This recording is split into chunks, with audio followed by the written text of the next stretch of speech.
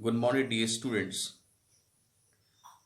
Now, today I am going to discuss Indian culture and civilization written by Mahatma Gandhi. Dear friends and students, this is very essential for the students of class 12th. जो class 12th के students हैं उनके लिए यह बहुत important pros है।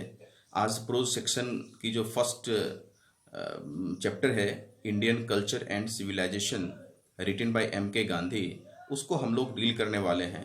But dear friends, before dealing this chapter you have to subscribe my channel and like my channel. आप इस चैनल को सब्सक्राइब कर दीजिए, लाइक कर दीजिए और हो सके तो अपने दोस्तों को शेयर कर दीजिए।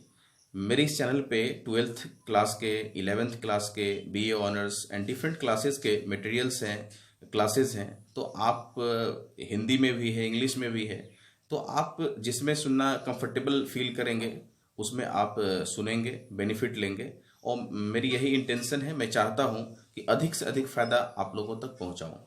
फ्रेंड्स, इस ड्यूरिंग लॉकडाउन पीरियड, इस लॉकडाउन पीरियड में आप लोग बोर हो गए होंगे घर पे बैठे बैठे, तो मैं आप लोगों को कुछ समय का सही इस्तेमाल इस YouTube के जरिए करना चाहता हूं। और आप अगर इस मेरे चैनल से जुड़ जाएंगे तो तरह तरह के वीडियोस, तरह तरह के इन्फॉर्मेशन मैं शेयर हमेशा करता रहता हूं। तो शायद आई होप लाइक दैट, मुझे ऐसा उम्मीद है कि आपको बेनिफिट मिलेगा। तो डियर स्टूडेंट्स एंड फ्रेंड्स, आज हम लोग देखें Indian culture and civilization, Indian civilization and culture written by Mahatma Gandhi. Dear students and friends, Mahatma Gandhi के बारे में आप लोगों को पता ही है कि महात्मा गांधी कौन थे, कौन हैं, एंड इन्हें फादर ऑफ नेशन कहा गया है friends. And he played very important role in freedom of India. Bharat की आज़ादी में बहुत इंपॉर्टेंट रोल प्ले किए हैं कौन? Mahatma Gandhi. And he was known as the father of nation, राष्ट्रपिता के नाम से हम लोग जानते हैं और पढ़ते भी हैं। और वाकई Mahatma Gandhi, he was great legend of India, and he was a man of action, he was a man of truth, and he was a man of non violence। अहिंसा के पुजारी थे, आप सब लोगों को पता है। लेकिन यहाँ पे गांधी जी ये कहते हैं कि हमारा जो सिविलाइजेशन और कल्चर है ये पूरे दुनिया में अनबीटेबल है। हर एक देश के कल्चर, हर एक प्राचीन सभ्यता, ट्रेडिशन, कस्टम्स जितने भी थे सब डिस्ट्रॉय हो गए, but still Indian culture and civilization is alive. उसी को हम लोग देखेंगे आज डिटेल्स में, कहानी के डिटेल्स में तो नहीं, लेकिन समरी में आपको बताता हूं और बहुत जल्दी समझ में आ जाएगा आपको, मेरा ऐसा मानना है। और मैं उम्मीद करता हूं कि आपको अधिक से अधिक समझ में आएगा। मैं समरी बताना चाहता हूं, आप लोग शुरू से लास्ट तक इस जरूर क्लास को देखेंगे, इस वीडियो को शुरू से लास्ट तक निश्चित देखेंगे। अगर आप बीच में स्किप करते हैं तो शायद जो मैं कहना चाहता हूं आप ना समझ पाए। तो अच्छे ढंग से समझने के लिए आप इस चैनल पे बने रहें अंतिम तक। Dear students, Gandhi ji praises the ancient civilizations of India that is still firm, strong and unbeatable. Gandhi ji wanted to say that कि हमारे देश के जो ये सिविलाइजेशंस हैं वो अनबीटेबल है। There have been several great civilizations in the world, but none of them survives in its ancient glory। कह रहे हैं कि इस वर्ल्ड में, इस संसार में बहुत सारे सिविलाइजेशंस थे, कल्चर्स थे, लेकिन ये जो हमारे देश के जो इंडियन कल्चर हैं वो आज भी जीवित है। लेकिन जैसे रोम का देखिए, ग्रीस का देखिए, इजिप्ट का देखिए, जापान का देखिए, इवन चाइना का देखिए, ये सब रूइंड हो गया है, डिस्ट्रॉय हो गया। But the civilization of India has withstood the test of time. लेकिन इंडिया का जो कल्चर है आज भी जीवित है, हम लोगों के साथ है। Some people accuse people of India as too obstinate to adopt any change। कुछ लोग ये कहते हैं कि भारत के लोग एकदम रिजिड हैं, वो बदलना ही नहीं चाहते। जिस प्राचीन सभ्यता में वो आ रहे हैं उसी में जीना चाहते हैं, बदलना नहीं चाहते हैं। But Gandhi ji does not consider it a fault. लेकिन गांधी जी इसे कोई फॉल्ट नहीं मानते हैं। Indian civilization has been durable because our ancestors tested it on the anvil of their experience and found it true. कह रहे हैं कि इंडियन सिविलाइजेशन जो है ये ड्यूरेबल है, यानी कि बहुत लंबे समय तक चलने वाली है, ये जल्दी खत्म होने वाली नहीं है। हमारे जो एंसेस्टर्स थे, फोर फादर्स थे, पूर्वज थे, बहुत टेस्ट करके ये सही चीज पाए, उसके बावजूद हम लोगों को ये बताए और हम लोगों को दिए और कहे कि ये इंडियन कल्चर एंड सिविलाइजेशन ये वर्ल्ड्स बेस्ट हेरिटेज है, इसे सुरक्षित रखना it's our prime duty. Now I am going to just say about European and Indian culture. इस दोनों में गांधी जी बताए हैं कि यूरोपियन और इंडियन कल्चर में कुछ बेसिक डिफरेंस है, उसको समझना बहुत जरूरी है, very essential for you and for all of the student. The Europeans are guided by the writings of ancient Greece and Rome, which themselves have been ruined. They hope to avoid the mistakes those old people made.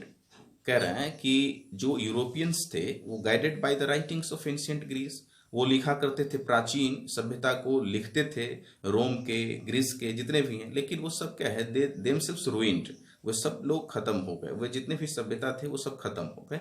They hope to avoid the mistakes those old people made, और जो पूर्वज गलती किए उसको avoid कर दिए, लोग कहे कि नहीं इसको साइड करो। But Gandhi ji thinks they will not be able to do so. The basic difference between European and Indian culture is that the western people are after material achievements, they earn for more and more physical comforts and luxuries. कह रहे हैं कि western के जो लोग हैं वो अधिक से अधिक मटेरियलिज्म में विश्वास करते हैं और अधिक से अधिक कंफर्ट चाहते हैं। हम लोग के यहाँ क्या है कि हमारी जो कल्चर है, सिविलाइजेशन है, वो टोटली डिफरेंट देन यूरोपियंस। वो लोग कंफर्ट ज़्यादा पसंद करते हैं, पैसा का ज़्यादा अहमियत देते हैं, लेकिन हमारे यहाँ but our ancestors knew that there is no end to the desire for physical pleasure. Physical pleasure के लिए जो है ना कोई एंडिंग पॉइंट नहीं है, इसका कोई अंत नहीं है, बट दे डिड नॉट, इसीलिए वे लोग नहीं किए। They prescribed self restraint because happiness does not depend on the richness. और वो कहते हैं कि अगर आपके पास बहुत पैसा है फ्रेंड्स एंड डियर स्टूडेंट्स, तो आप खुश नहीं रह सकते हैं।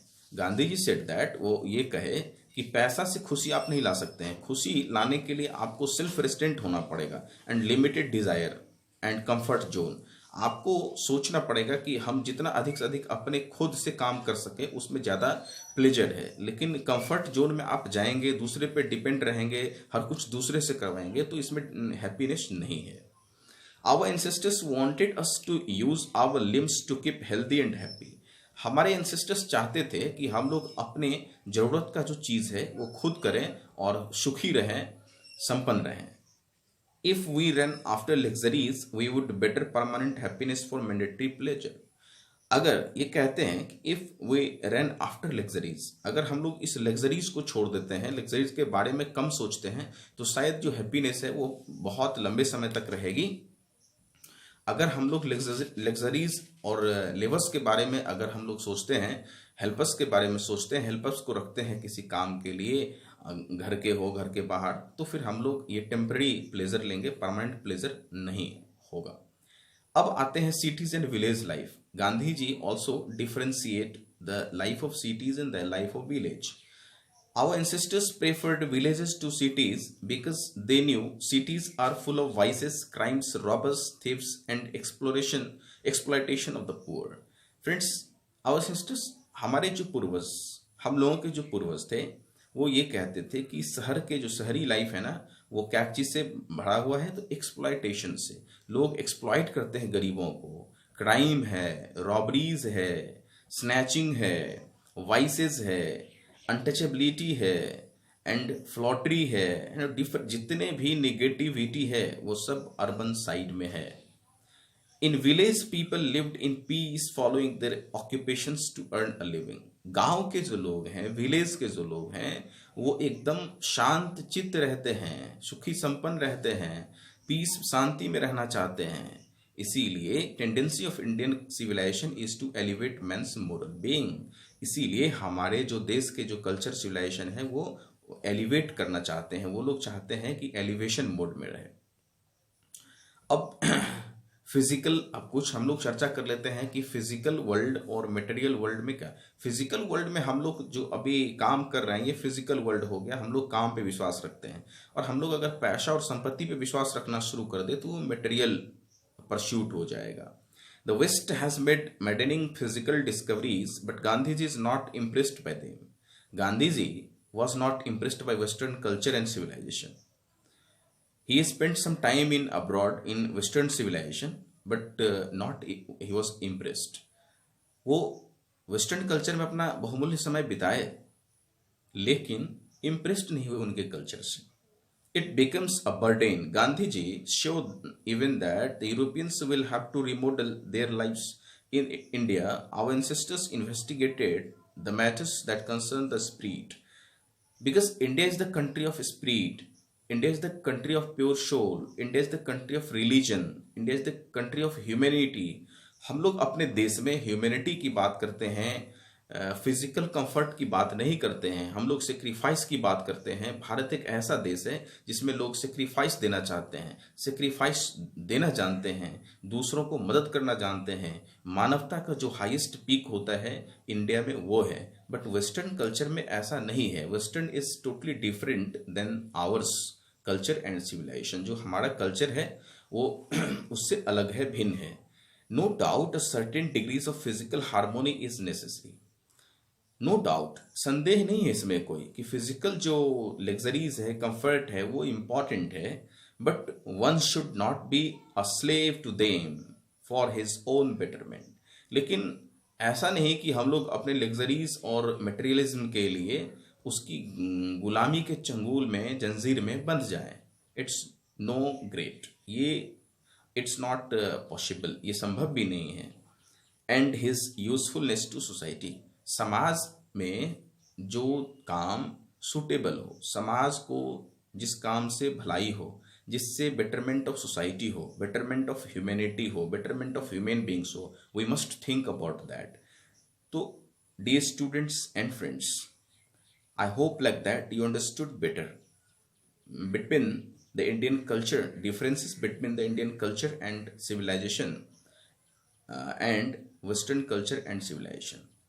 Because Gandhi ji said frankly and clearly in this approach, Indian culture and civilization, that our culture is unbeatable. No one can beat our culture in this universe.